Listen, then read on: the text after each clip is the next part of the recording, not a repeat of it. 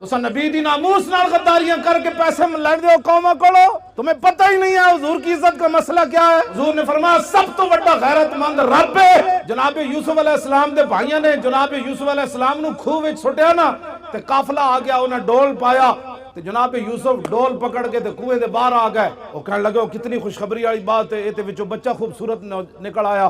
بھائی پھر نسدے آئے، انہاں کہا ہے ساڑا بجے ہویا غلام ہے، انہاں کہا ان کی پروگرام ہے، انہاں کہا سی یہ غلام بیچنا ہے، نسن دی بڑی بھیڑی عادت ہے، چاند کھوٹے درم ہی دے دیو، اسی یہ غلام بیچنا ہے۔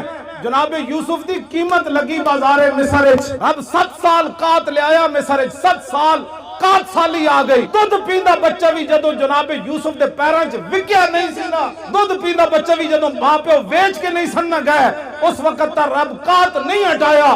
رب اپنے نبیوں دی عزت دے بارے اتنا غیور ہے، وہ تو جناب یوسف ہے، اور امام الانبیاء کی بات تو ہے ہی نرالی۔